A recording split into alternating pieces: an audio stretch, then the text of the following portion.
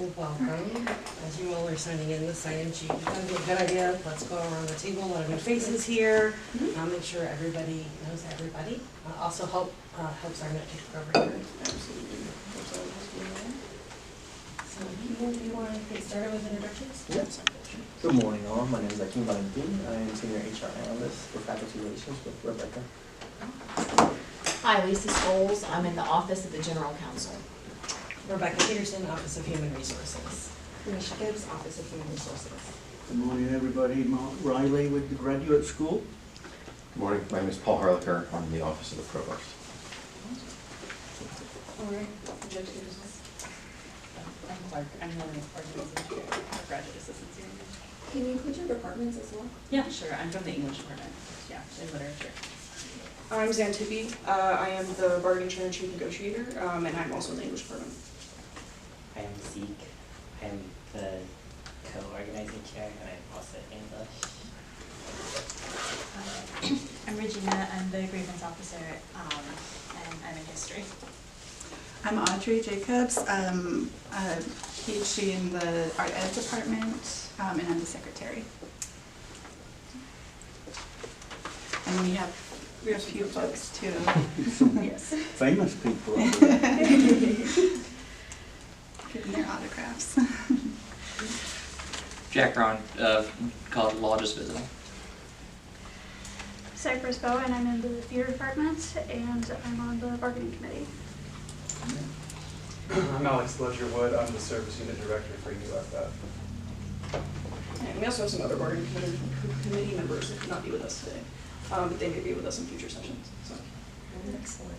Well, we thought it would be a good way to get started. We do have some ground rules, just to kind of Absolutely. get some of the housekeeping out of the way. So I'm going to give you all these.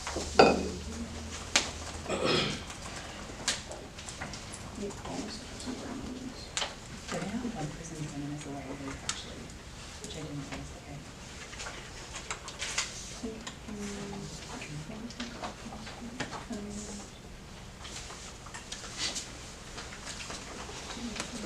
Oh, you all had some before. Yes, we have some.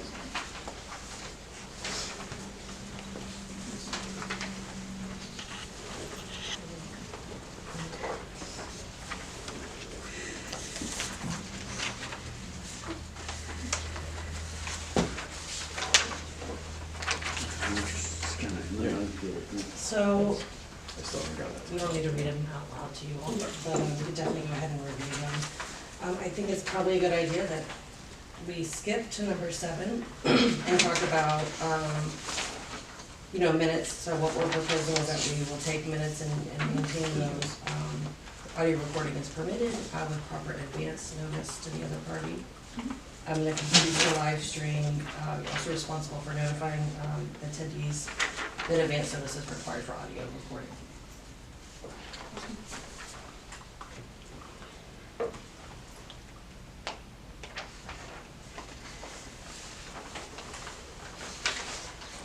Okay. And just to be clear, right now, are you live streaming? We are not live streaming. Okay. We are filming for our records, and then we also have a Zoom call. What? I'm A sorry. Zoom call. Okay, so the audio of that is live streaming? Live streaming and that people can join and view the session, but it's not like, there's no like live output, if that makes sense. Mm-hmm. Yeah. Right, but we would like advance notice of that. Okay. Just so we are aware that there's folks beyond those in the room that are listening. Yeah, so moving forward, we will always have a Zoom call. The Zoom call will be recorded for our records. And it is so people that cannot make it in person are able to join us online. And then also the camera is strictly for our records. That's not live streaming. That will be so future bargaining teams can look back on this bargaining session. So is that also audio recording, I guess is? Yes, yeah, it is. Yeah. So what we're saying again is, Yes. I know you're notifying us now, but if you could notify us each session Absolutely. in advance, yeah. Absolutely, we can do that. Are you all video or audio recording anyway? Okay, just double checking. Awesome. Okay. Are there any other specific areas of your ground rules that you wanted to go over?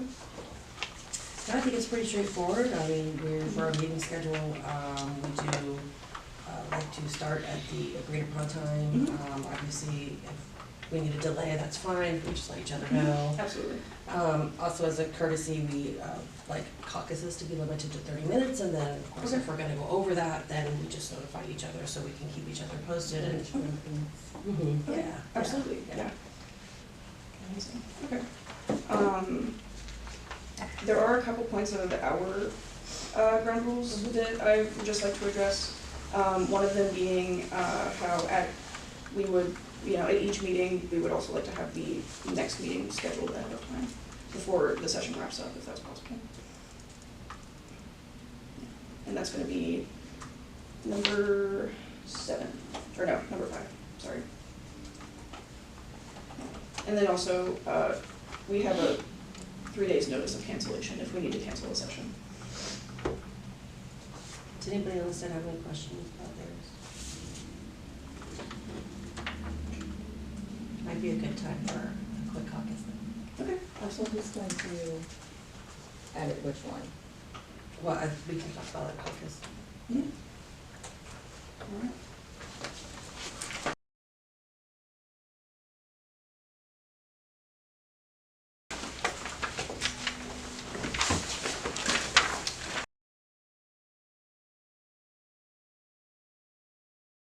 We have some questions. Okay. So, we would like some clarification on number 3. Specifically on what is classified as an outcome and also what are classified as presentations. You said number 3. Yes.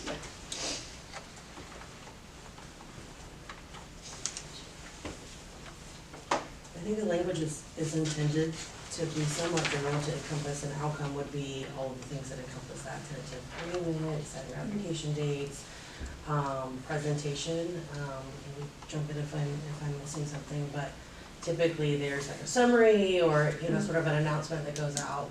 Oftentimes you all would send any kind of communication that you want, so that's what we're referring to. Okay.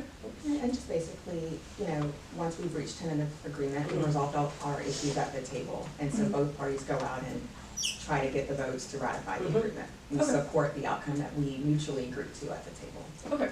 Okay. And for number 7, we would also like clarification on what is advanced notice.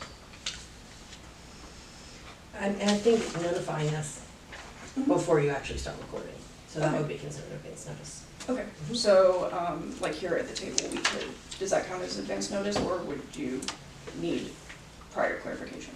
At the table. Yeah, At the I'm table. fine with that. Yeah. Okay, okay. We wouldn't, as an example, want to be 30 minutes into the session and you say, hey, by the way, we're recording. Right, So absolutely. before substantive, conversations begin, after the formalities of hello, we would expect notification. Absolutely, okay.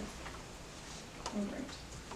And then, we would also like to look at 2F.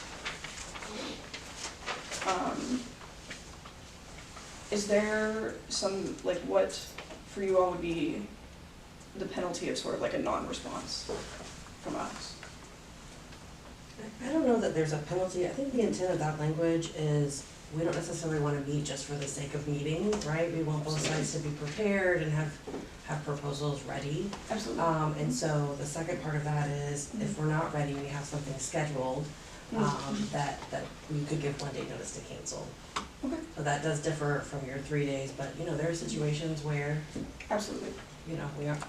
Either side is not 100% prepared. Absolutely. Yeah. Absolutely. Okay. All right, did you all have any questions about hours?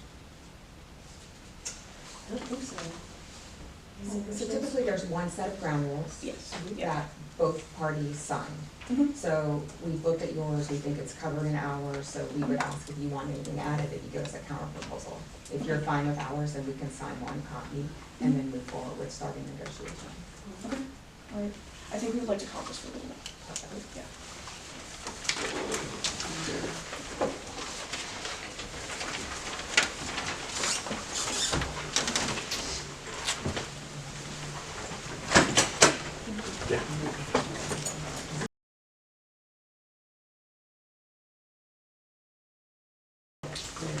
Do you want to go over what you added? added and some reasoning behind it. Absolutely. So, one of the first things that we added was to meeting schedules, letter G. On our initial ground rules, we had 3 days of advance notice for cancellation, unless there is some sort of emergency or some sort of emergent situation in which 3 days is not possible. Weird understanding of that. And then also, at each meeting, the time, date, and location of the next meeting will be confirmed, so that we can plan ahead of time. Okay, is there a reason why 3 is the magic number for advance notice? We have very busy schedules, and we understand that you all have very busy schedules as well, and we just want to be as accommodating as possible, and then also, that way, it will help in terms of preparation as well.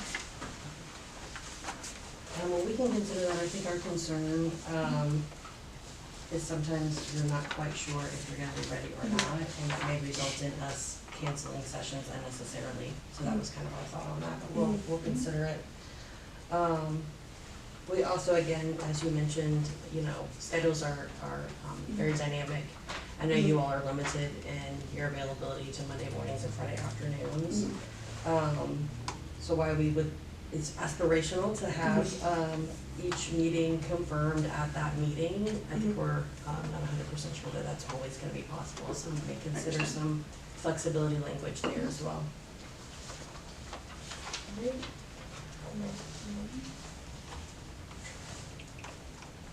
All right, and then we also, we in our counter proposal opted to remove the communications addition, because once tentative agreements are reached, I think the parties we can agree to inform our proper stakeholders through the ratification process. Yeah, I think the intent, I think we should have mentioned it, is that we're sort of agreeing that we're gonna support what we reached agreement. Absolutely. At the table on. And then we also have the additions of C and D in conduct of sessions, where all proposals will be submitted in writing during the session. We will not exchange proposals over email prior to the session. And then also tentative agreements will be in writing, initiated and dated at the meeting agreed upon, or at the next meeting. And they're also subject to final agreement being reached as well. So what is your concern on C? I don't know that that's something we would do often, but in the past we have found that we can allow the other party, you know, time to kind of do research or be prepared for the next session, so it's made things more productive at the table. Absolutely. Just wondering about your concern there. Really it is so that our intentions and our language and everything behind the proposals can be properly communicated in a face-to-face format. So that way there is no sort of like misconstruing or anything like that with our intent or with our language within the proposal that could be like misinterpreted over email. We just prefer a face-to-face communication primarily. Yeah, we absolutely understand. We have an obligation actually to bargain face-to-face in the sunshine. So we share your thoughts on that.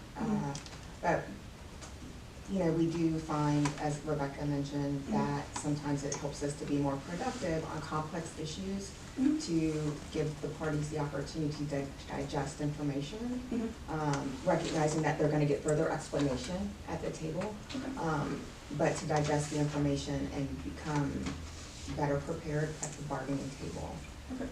So we'll likely have some counter language on that. Okay, absolutely.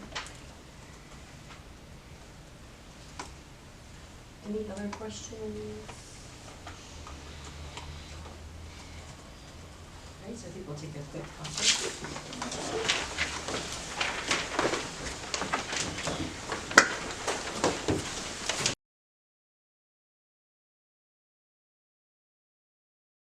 You don't switch seats every time, just to confuse us. You know, every time I see these seats, all I can think of is the comment about how they make me feel like a supervillain. Just a little bit. You know, don't worry about that. We're saying there were nice seats and it's like, they get to like a super bowl. They're all heroes.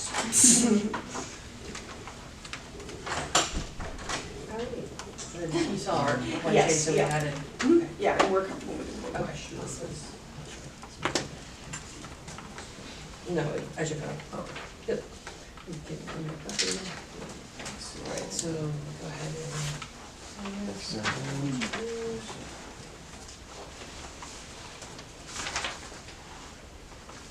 Anything you?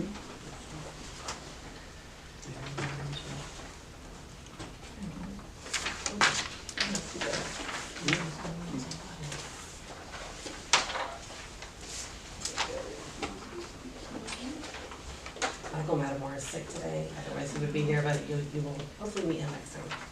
I hope you feel better.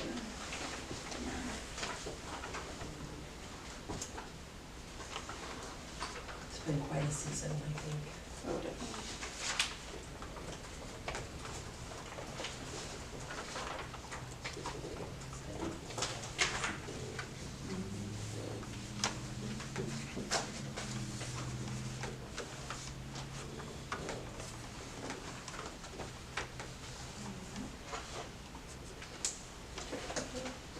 And you can keep a copy.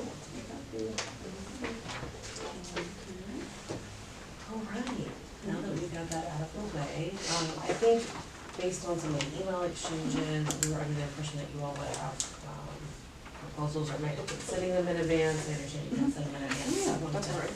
So, actually, before we moved into full book bargaining, there are, as we have observed, some urgent issues, kind of based on what's going on politically right now, that we feel we need to address before we move into full book bargaining. And we'd like to propose an agreement to the administration that would be fulfilled through an MOU, about the funding freezes, the federal funding freezes, and the way that that is currently impacting our students. So I have a draft of the MOU. I have 3 copies for you all of this MOU detailing what we would be looking at.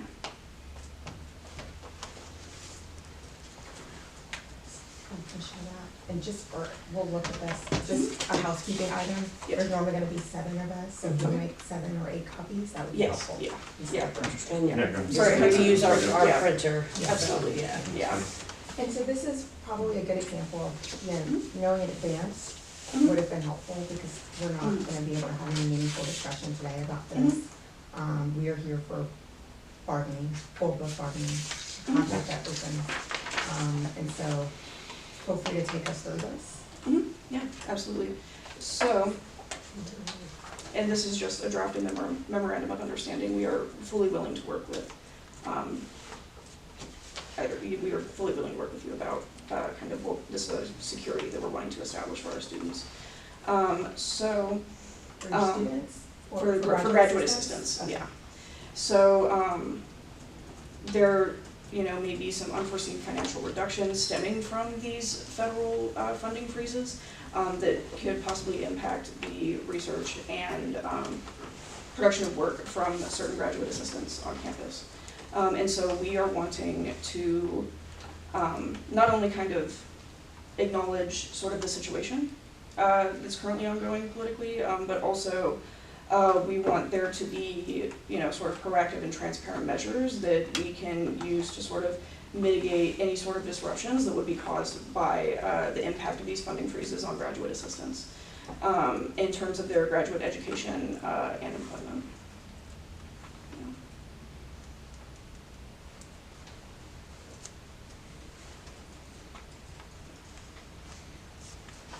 And one way, there are a couple different ways we'd like to do this.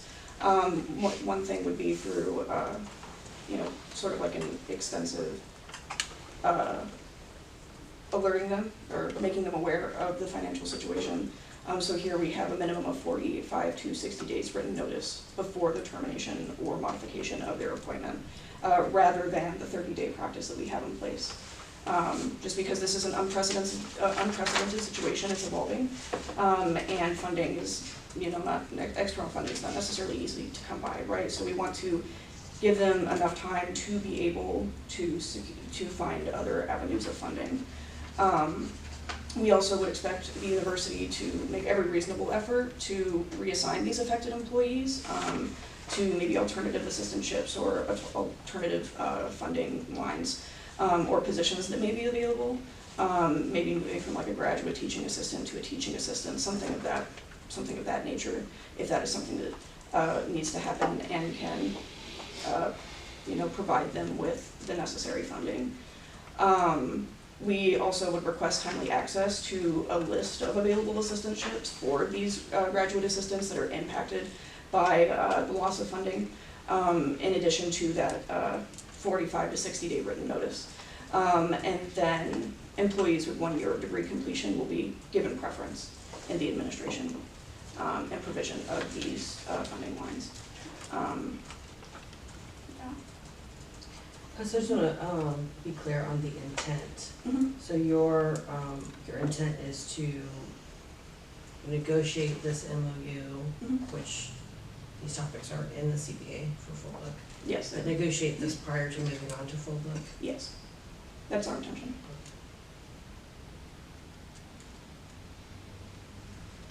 Questions?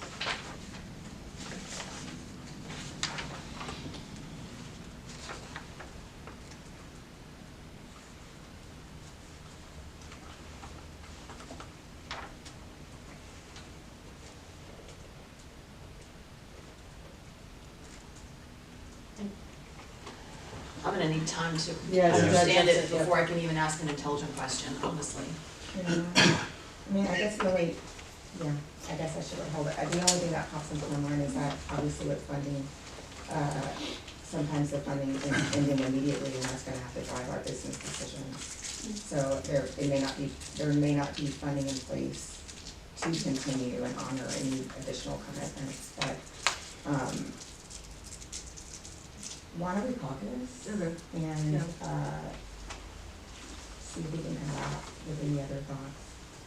You have anything else related to full book negotiations today? Not today, no, just the memorandum of understanding. And we will move forward with full book bargaining as soon as we reach a tentative agreement. But we may or may not be able to Yeah. commit to that. We're here for full book bargaining. So are we, Well, but you don't have anything for full book, yeah? no,